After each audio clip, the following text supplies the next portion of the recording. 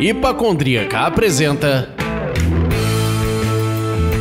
Surra de Lúpulo. Aqui é a Ludmilla, mais conhecida no Instagram como Hipacondríaca, e a gente tá aqui para mais um episódio do Surra de Lúpulo. Hoje a gente trouxe a poderosa Jéssica Lopes, que tá aí desconstruindo padrões, blogueira, modelo, blogueira e sommelier. Que honra, amei. Valeu, gente, muito obrigada pelo convite, é um prazer estar aqui conversando com vocês. O prazer é nosso. E eu sou o Leandro. Jéssica, pra gente abrir, conta pra gente, o que você está bebendo? Neste momento, abri aqui uma Breakfast Stout da Founders, que é uma Double Chocolate Oatmeal Stout. Então, uma Stout que teve a edição de aveia. Eu gosto muito, deixa o corpo bem aveludado, é uma delícia.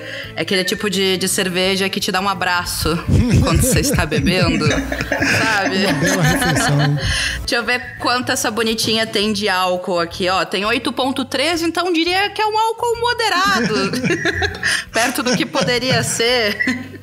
60 IBUs, bem lindinhos, bem inseridos. A cerveja é realmente um abraço. Lindo. Você vê, a pessoa em 30 segundos já faz uma super avaliação, já mostra um pouco do sensorial da cerveja e tá todo mundo babando do outro lado do fone. E você, Lud? Então, eu sou muito mais humilde, né? Eu tô aqui com a Zoba Hop Fix, da cervejaria Motim. Eles lançaram no último Mundial de la Bière aqui no Rio e fez um grande sucesso, né? Eles chamando de Micro IPA ou Session IPA, o que você preferir. E eu estou bebendo uma bandita da Mojave e não vou ficar tentando descrever porque vocês me colocaram no meu devido lugar. É uma Strong Ale que eu gosto muito, mas não vou além disso, não. Tá certo. Reconhecer os nossos limites é uma coisa muito nobre.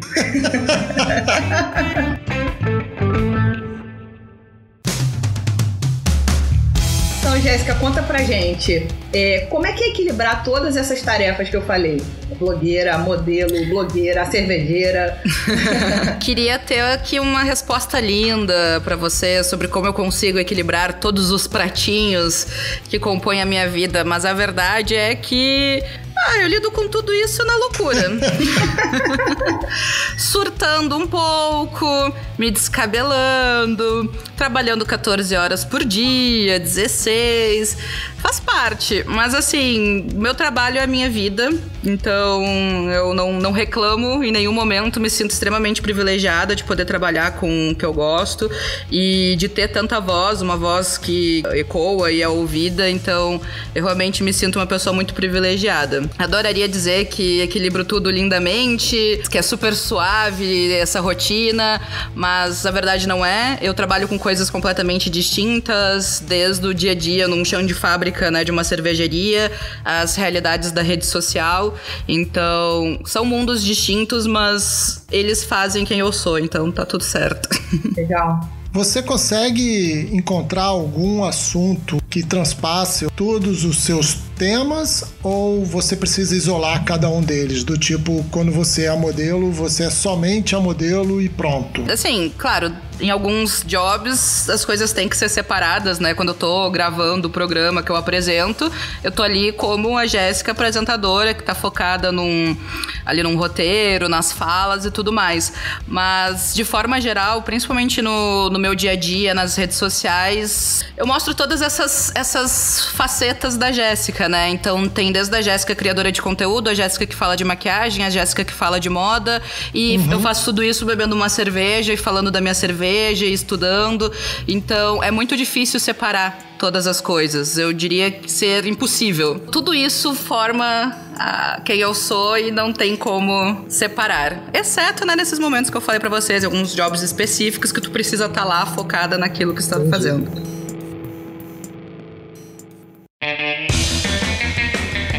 Você falou de quando você trabalha como chão de fábrica, né? Explica pra gente qual é e como é o seu trabalho na roleta russa. Eu cuido desde a parte de marketing, então eu atuo no setor de marketing com rede social. Aí da rede social abrange 1 milhão de coisas, como editorial com a fotógrafa, criar cronograma, fazer legendas, criar conteúdo para stories, programar, postar, enfim, eu não faço sozinha, tá? É uma equipe de marketing que compõe, então sou eu e outras pessoas envolvidas, e eu também estou atuando na parte como sommelier mesmo, assim, então desde treinamento para equipes internas e externas, análise de produto em desenvolvimento, produto pronto, controle de qualidade, eventos. Então, quando a cervejaria faz algum evento de harmonização, sou eu lá que estou à frente guiando esse evento. Então, a Jéssica também tem algumas facetas dentro da cervejaria. Nossa, é bastante coisa mesmo, assim. Pelo que você falou, além de toda a tua vida fora da cervejaria, né, todas as suas opções de carreira, elas já são movimentadas. E aí dentro da roleta você também tem diversas outras funções. Sim. Há quanto tempo que você trabalha com cerveja? Começou na roleta? Como é que você começou? Tipo, dá uma ideia de data pra gente, sem você deflagrar a sua idade, pra gente ter uma noção dessa inserção da mulher no mercado cervejeiro, né? Enfim, como é que foi isso? Então tá, vamos lá, vamos do princípio. Isso. Senta que lá vem a história. E não tem problema algum eu falar a minha idade, eu vou fazer 27 anos mês que vem, Gente, tô aqui no meu inferno astral. É um bebê, meu Deus. 27 aninhos, e eu comecei o meu relacionamento com a cerveja em 2014, em uma viagem pra Curitiba, que é, né, um polo aí importante, né, no meio da cerveja artesanal. E na época eu dizia que eu não gostava de cerveja. Por quê? Porque eu só conhecia a cerveja mainstream, né, que tem na prateleira do supermercado. Sim. E foi numa feirinha de gastronomia em Curitiba que eu bebi a minha primeira cerveja artesanal. Você lembra qual era? Não lembro qual era. Eu, assim, hoje pensando no que eu senti, eu acho que era uma IPA. Mas na época, assim, os meus amigos que também estavam comigo, eles não eram entendedores de cerveja, mas, assim, eu tenho a memória bem fresca, né, na memória, que era uma barraquinha onde os caras estavam fazendo uma abraçagem ali nas panelas e tinha umas chopeiras plugadas, e aí eles pegaram uma cerveja e eu bebi, e eu lembro que o meu sentimento naquele momento foi uma sensação de que eu tava lambendo uma madeira. Sei lá, né, na cabeça associou com aquilo. Mas era muito estranho, era muito amargo, era muito diferente de tudo que eu já tinha experimentado. Apesar de eu não ter gostado, né, ter, tipo, travado a boca quando eu bebi, aquilo ali plantou uma sementinha, né? Então, eu tava descobrindo aquele universo. A partir dali eu comecei a pesquisar mais sobre, eu comecei a procurar na minha cidade bares, supermercados, enfim, opções de cervejas artesanais, e eu adorava. Essa fase de descoberta foi muito bacana pra mim. Eu ia pro mercado com o celular e digitava, tipo, eu lia assim, Oatmeal Stout, digitava no Google, Oatmeal Stout, tipo, o que é? E aí li, é uma cerveja escura com maltes torrados que remetem a chocolate, tem adição de aveia que confere. E aí, tipo, aquilo ali pra mim, meu Deus, foi uma descoberta muito bacana. Esse período de estar conhecendo as cervejas foi muito legal. E aí eu não consegui mais me desvencilhar disso. Introduzi o assunto de cerveja artesanal no meu TCC, que eu estava fazendo na faculdade naquela época. Troquei aos 45 do segundo tempo, eu ia falar sobre mídias sociais, decidi falar sobre design de rótulo de cerveja.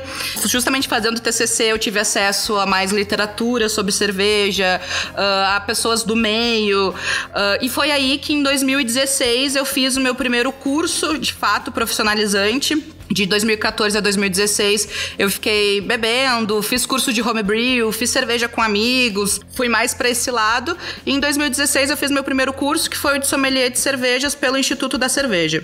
E aquilo ali foi assim, foi o primeiro passo para não parar nunca mais. Em menos de 6 meses, pós a minha formatura como sommelier, eu fiz o curso de tecnologia avançada, fiz o curso de especialização em harmonização com cerveja pela Escola Superior de Malte e Cerveja de Blumenau. Fiz o curso de marketing cervejeiro e aí fui chamada para trabalhar na imigração e na roleta russa.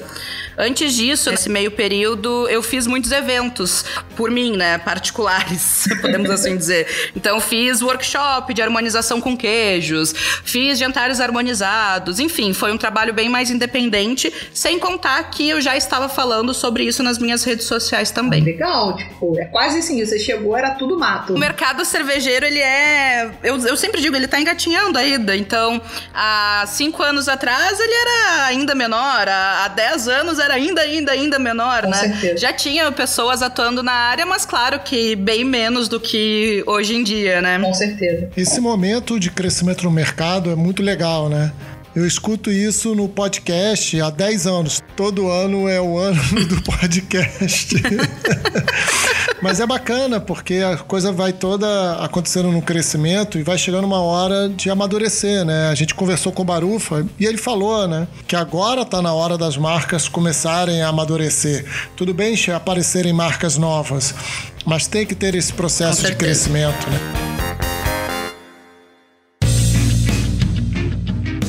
E quais foram as ações mais legais que você participou no mundo da cerveja, assim? Tipo, eu acompanho algumas no Instagram e tudo mais. E aí, se for pra falar, assim, de uma inveja, ou como diria Pricolares, uma querência, foi a sua ida lá visitar a Lagunitas, enfim, pra fazer a promoção, né, da chegada da cerveja no Brasil. Então, assim, conta pra gente, pelo amor de Deus.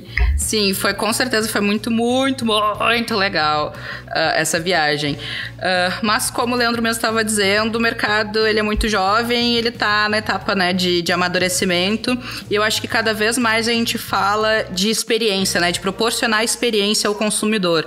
Então não adianta só fazer uma cerveja incrível, tu tem que proporcionar uma experiência. Já tiveram algumas ações bacanas envolvendo cerveja. Eu acho que cada vez mais as marcas estão pensando, né, em experiência pro consumidor. Lá na cervejaria, infelizmente não tem mais, mas antes a gente fazia um evento chamado Porto Imigração, que era com a proposta de trazer pessoas para dentro da fábrica, e na fábrica a gente colocava show, a gente trazia food truck, a gente chamava artesãos locais para expor seu trabalho, a gente tinha tour, deixava exposto insumo, enfim, era uma forma da gente proporcionar uma experiência, né, com a pessoa e aproximar esse consumidor não só do nosso produto, mas também da nossa história, dos nossos princípios, daquilo que a gente acredita, né, que tem que proporcionar ao mercado.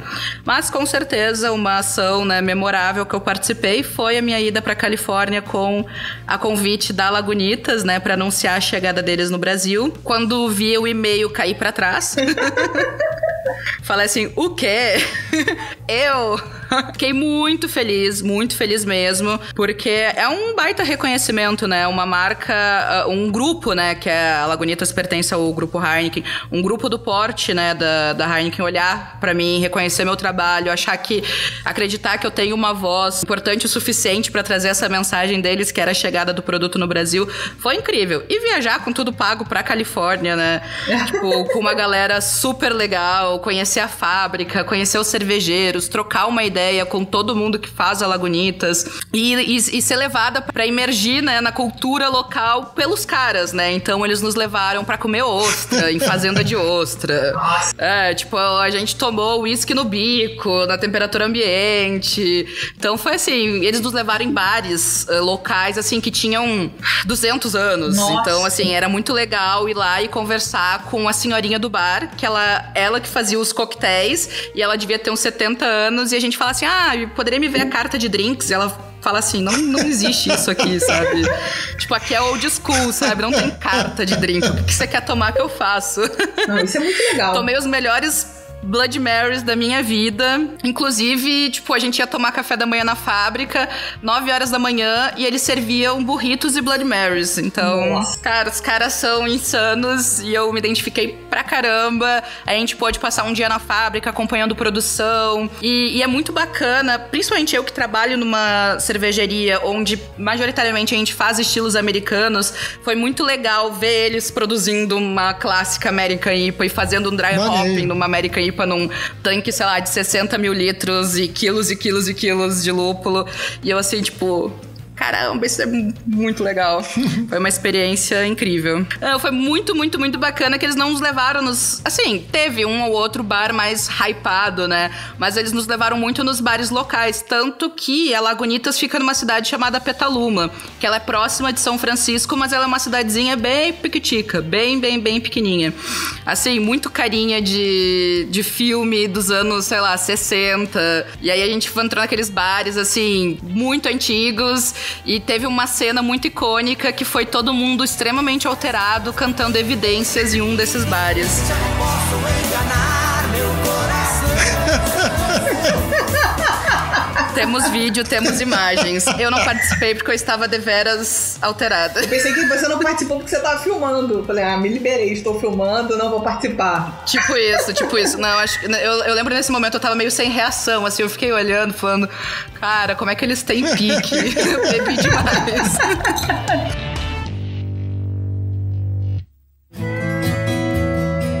Você falou que as marcas estão olhando mais para a experiência agora. Como você acha que tem sido? A experiência ou o rótulo estão se sobrepondo ao sabor? Assim, eu não acredito que uma coisa vai sobrepor a outra.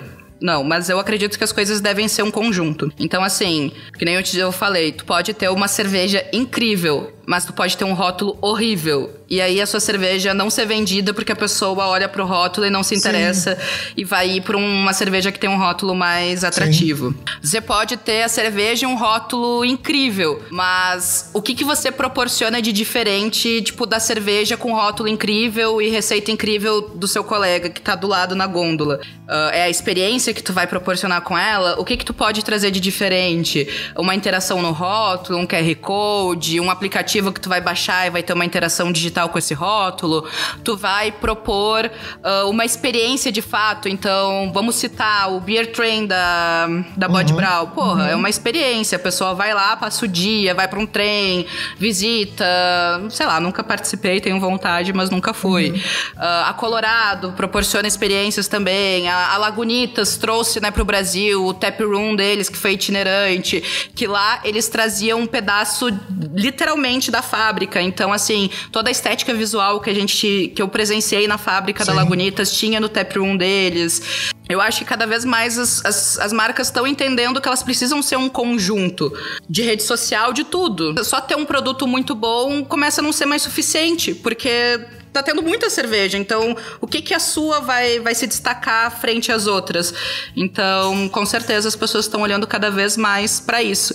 E principalmente agora com a quarentena, né, eu acho que elas vão olhar ainda mais pra isso, né, na experiência que ela pode proporcionar, inclusive na casa da pessoa. Sim.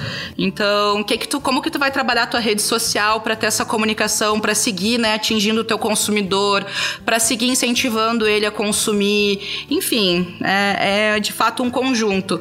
Como tu disse, o mercado tá amadurecendo. Primeiro a gente entendeu o que era fazer uma boa cerveja, né, começou a educar o consumidor, e agora a gente precisa dar passos além. Você falou da quarentena. Vocês mudaram a política de comunicação nas redes sociais da Roleta? Como foi isso? A gente refez todo o cronograma, né, de publicações, revendo legendas, focando, né, para legendas do tipo beba em casa, fique seguro, chame o delivery da sua região. A gente tem uma distribuição muito bacana, né, em torno de basicamente o Brasil inteiro. Então a gente estimula muito as pessoas a entrar em contato com os distribuidores de cada cidade para ver os pontos que estão fazendo delivery. Stories, que é uma coisa que a gente publica diariamente. Infelizmente a gente não tá podendo gravar stories novos, mas por conta do próprio arquivo do Instagram, eu tô baixando conteúdos antigos e repostando, sempre deixando com a mensagem de esse conteúdo já foi gravado anteriormente, fique em casa, fique seguro. Então a gente foi mais pra esse lado de reforçar a mensagem que tem que ficar em casa e tá apoiando os nossos clientes e distribuidores, enfim, a tá divulgando os deliveries deles. Isso era uma pergunta importante, porque aqui no Rio, conversando com alguns donos de bares e cervejarias e tal, nós fomos inundados de promoções, de vendas diretas para o CPF, e muitos conhecidos donos de bares sofreram e estão sofrendo muito com isso, porque você está competindo, né? O ponto de venda está competindo com o consumidor final. Enfim, até gente que está tentando fazer delivery, não só para escoar o estoque que já tinha, mas até, tipo, eu não posso fechar a loja, então eu preciso comprar mais coisa. Como é que eu vou comprar de uma cervejaria que está vendendo direto pro cliente final com o preço que venderia para mim ou alguma coisa parecida? Sim. Isso está acontecendo aí na tua região também? Você nota isso como uma coisa realmente, porque no final a cervejaria ela tá canibalizando o maior cliente dela, que é o ponto de venda, né? Não, sim, eu super entendo, né, o que tá rolando, porque é difícil comparar a realidade da cervejaria que eu trabalho com outras, porque a gente tá já num porte bacana, a gente tem muito cliente, então é diferente, é uma realidade diferente da micro cervejaria que, né, o mercado deles era a cidade. Sim. Né? Então a gente tem um mercado a nível nacional. Então, aqui na nossa cidade, a gente tem a lojinha, né, da cervejaria, e a gente sempre teve uma política de não vender mais barato na lojinha do que em determinados clientes. Então, a gente, tipo, não tenta igualizar o preço, né? Então, claro, aqui a gente consegue ter um preço muito melhor do que uma roleta russa em São Paulo, mas a gente não coloca um preço abaixo do que o mercado que tem do lado da cervejaria e também vende os nossos produtos, justamente para não competir. Mas eu entendo a cervejaria que tá fazendo, porque, enfim, o mercado deles é só a cidade deles e eles estão aí com o tanque parado e a cerveja vai vencer. Assim, infelizmente, nesse momento, não tem como apontar e dizer que é certo e é errado. Tá todo mundo desesperado, né? É verdade.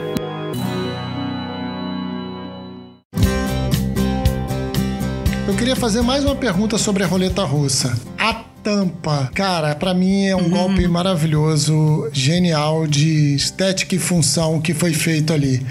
Como foi isso? Você estava lá, participou do processo? O que você sabe? Eu não estava lá quando isso foi criado, porque o flip-top da roleta russa tem desde da criação da marca, desde a primeira garrafinha já era com flip-top em formato de tambor. Mas o que eu posso dizer, os donos da cervejaria, eles são 2 irmãos e eles têm ótimas sacadas de marketing. Quando nasceu, né, a roleta russa, muitas pessoas me perguntam, o porquê do nome, o que tem a ver? Enfim, a história da marca em um mercado que na época, lá em 2014, 6 anos atrás, ele era um mercado ainda tão recente, tão novinho, tão conquistando espaço, trazer cervejas extremas, né, que sempre foi a pegada da marca, extremas em lúpulo, era uma roleta russa. Não sabia se ia dar certo ou não. Então, a aposta de trazer cervejas lupuladas no mercado ainda tão novo era, né, a roleta russa. E ficou. Então, eles fizeram o flip-top e foi muito bacana. Eu gosto muito, eu sou muito apegada, assim, com essa questão, porque a gente faz o nosso próprio flip-top. Eu conheço o senhorzinho, o seu Zélio, que desenhou o maquinário que faz o flip-top. Então, tem um apego, assim, pra mim, um apego emocional muito grande.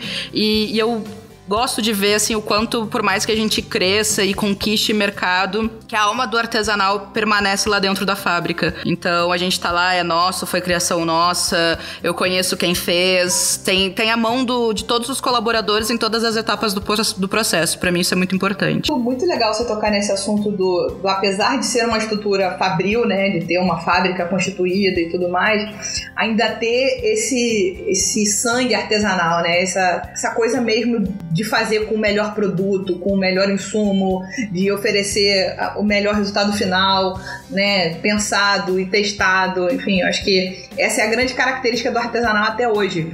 Pelo menos na minha concepção, né? Independente de você estar dentro de uma fábrica ou não, porque fica essa contradição. Bom, se é uma cerveja artesanal, ela não tá numa fábrica, ela tá na panela. E não é isso, né? O artesanal tá...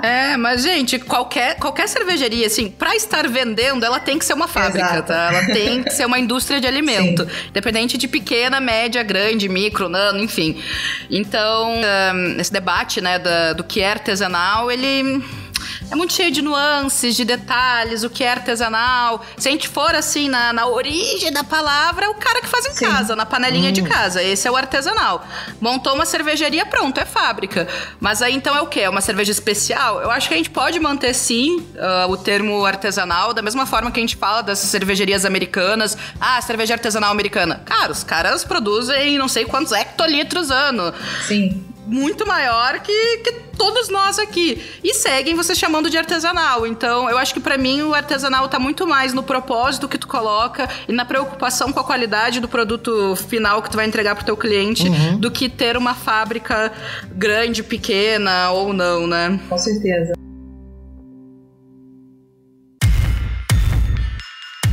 E aí a gente tava falando de blog, vlog, modelo. Como é que você vê hoje? Você tem um Instagram com muito seguidor, você tem um canal no YouTube com muito seguidor, você fala de todos os assuntos nesses canais todos do seu blog também. Como é que você vê seu público hoje? As pessoas gostam mais de quando você posta lifestyle, mais sobre cerveja, mais sobre roupa, mais sobre maquiagem? Como é que tá dividido isso? Então, eu falo sobre todos esses assuntos com o meu público, né? Eles gostando ou não, eu vou falar. Instagram é meu, blog é meu, faço o que eu quiser. É, tipo isso. E foi exatamente isso quando eu comecei a falar sobre cerveja artesanal. Assim, meu público era zero cerveja artesanal. E assim, até falar em questão assim, até de porcentagens, porque... querendo ou não, a gente ainda tem um público ainda muito masculino na cerveja artesanal. O meu público masculino, no geral, ele era assim, tipo, 5% em frente a 95% do público feminino. E ninguém falava sobre cerveja, enfim, isso era lá em 2016 que eu comecei a falar de cerveja na rede social, antes de eu fazer meu curso de sommelier. E assim, teve uma negação muito grande, o pessoal não gostou no início. Eu postava sobre cerveja, eu perdia seguidor. Mas eu acreditava no propósito de eu estar falando sobre cerveja, porque pelo menos é a minha forma de levar meu trabalho. Eu não adianta só eu pensar no que o público quer ver. Se eu não estiver feliz fazendo aquilo, acho que o trabalho não fica genuíno. Já que as redes sociais é a Jéssica, né? É a vida da Jéssica. Tipo, se eu quero falar de cerveja, enfim, faz parte, né? Mas eu fui conquistando, né? Então, de 2016 pra cá, tipo, eu conquistei um público que gosta que eu falo de cerveja, um público que pede pra eu falar de cerveja. Pô, faz tempo que tu não mostra o que tu tá bebendo, faz tempo que tu não fala sobre uma cerveja nova, faz tempo que tu não faz um conteúdo específico pra isso. Então, fui conquistando. O meu nicho de cerveja ainda é menor frente aos outros, então eu tenho um público muito forte na questão do empoderamento feminino, o empoderamento corporal, a questão do body positive ainda é o meu nicho assim mais forte, seguido por moda, beleza, mas eu gosto de introduzir a cerveja junto com isso. Então, se eu vou fazer um challenge de maquiagem, eu vou lá e coloco uma cerveja no meio, porque aí tá o toque personalidade da Jéssica, sabe? É isso também que me torna diferente das outras criadoras de conteúdo. Então, hoje eu tenho já um público que quer saber mais sobre cerveja. Ele ainda é a minoria dentro do meu público geral, mas as pessoas já aceitam muito melhor. As pessoas, principalmente assim, quem me acompanha diariamente sabe que eu trabalho numa cervejaria, então faz parte da minha rotina eu, tipo, de manhã ir pra cervejaria, enfim, eu consumir cerveja e falar sobre isso. Também foi muito bacana ver as pessoas começar a beber cerveja por influência minha. Então, como era um público totalmente leigo, porque eu peguei, assim, um público que já existia e comecei a falar de cerveja. Eu larguei cerveja lá no meio deles. Algumas detestaram e foram embora, outras ignoram quando eu falo de cerveja e em outras despertaram curiosidade. Então, eu também sinto que eu cumpri a minha missão aí de plantar a sementinha da cerveja artesanal em algumas pessoas. Com certeza.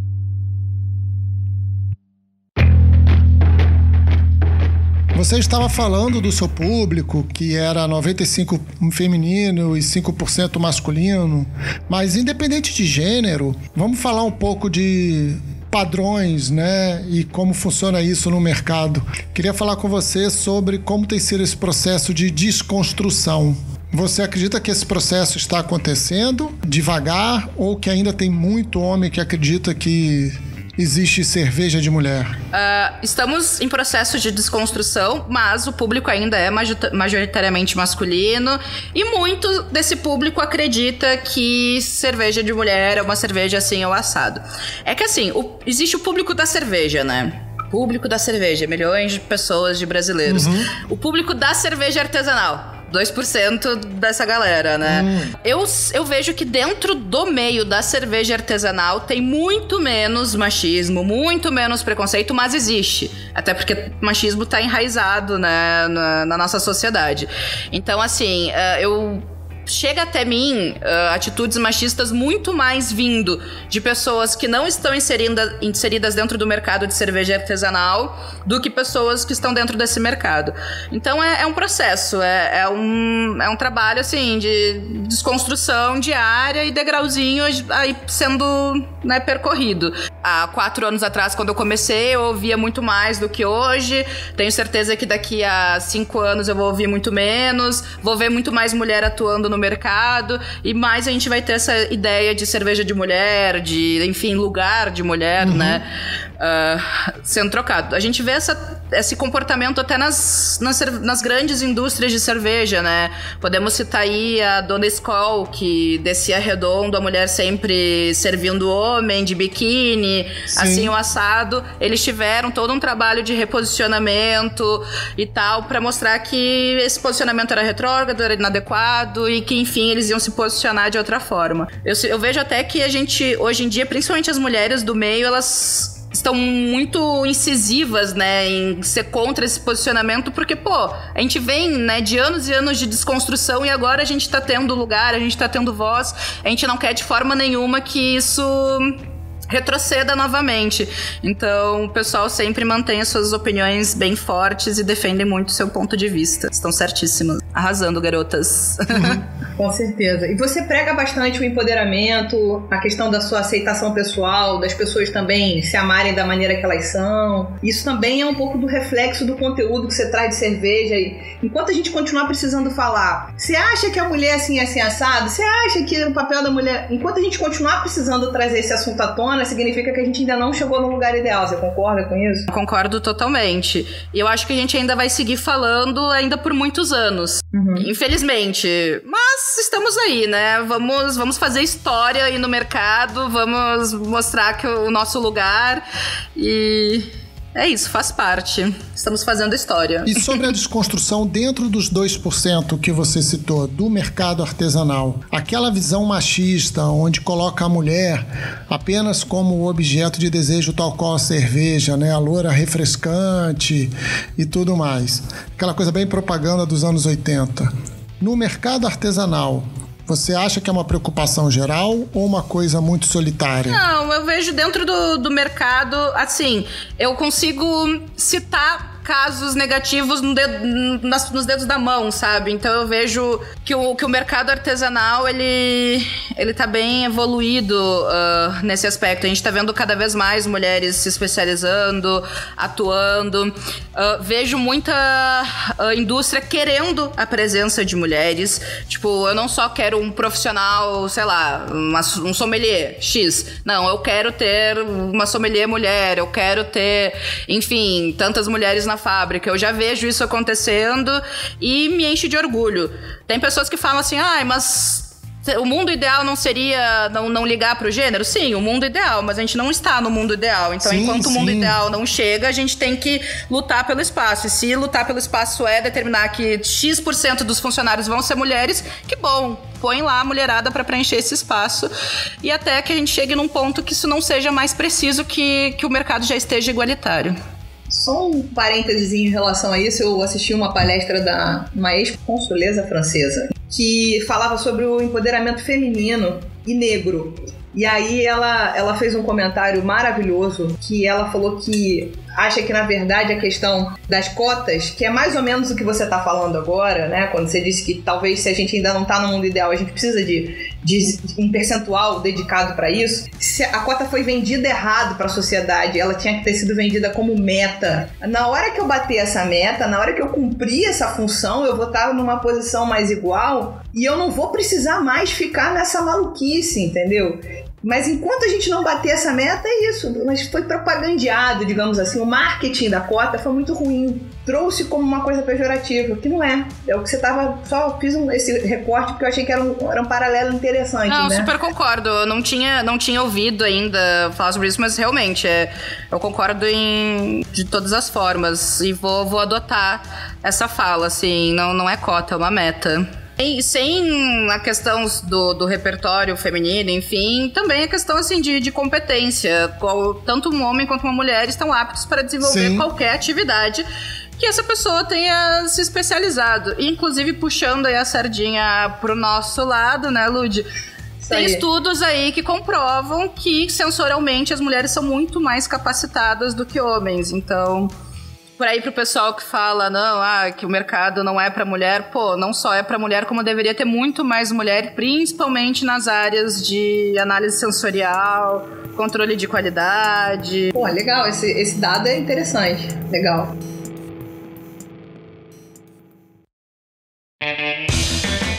Pra gente dar esse fechamento nesse papo maravilhoso, manda uma mensagem aí pras mulheres que te seguem e que não te seguem, que gostam de cerveja, ou enfim, que estão querendo se empoderar. Manda uma mensagem pra elas, por favor. Então, gatas, o que eu tenho pra falar pra vocês é: não deixa de fazer nada que tu tá afim por outra pessoa, ou por qualquer julgamento, ou enfim, que podem chegar e te impor. Se tá afim de beber, bebe. Se tá afim de sair, sai. Se tá afim de trabalhar com isso, vai lá, se especializa e trabalha. Mercado tem. A gente é 2%, então tem 98% aí pra gente conquistar. E com certeza a gente não vai conquistar tudo isso só com homem, né? Tem que ser com todo mundo. Então bora lá, vamos fazer história, vamos mudar a realidade desse mercado e vamos mostrar que o nosso lugar é onde a gente quiser. É isso, hein? Falou pouco, mas falou bonito. Lindo.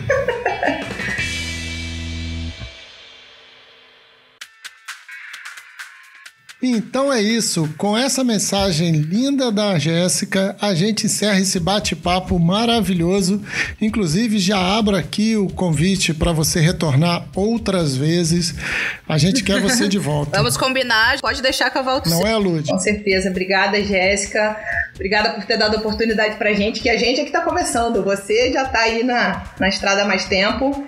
E como o Leandro falou, queremos você de volta para falar de milhão de outros temas. Aceitamos sugestões. Valeu, obrigada. Muito obrigado. Obrigada, gente, pelo convite. Foi um prazer. Estou aí aberta para novas oportunidades, novos assuntos, enfim, novos episódios. Vamos combinar e vamos fazer isso acontecer. A Jéssica foi uma querida de bater esse papão conosco, não foi?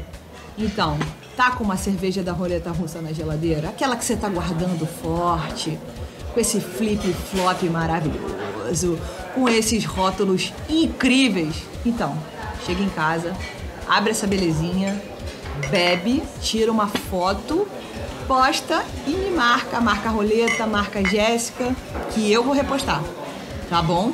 Eu quero saber se vocês ficaram com vontade de beber a cerveja depois de ouvir a gente e a Jéssica. Muito obrigado, Obrigada, gente. Beijo. Valeu, beijo. Beijo!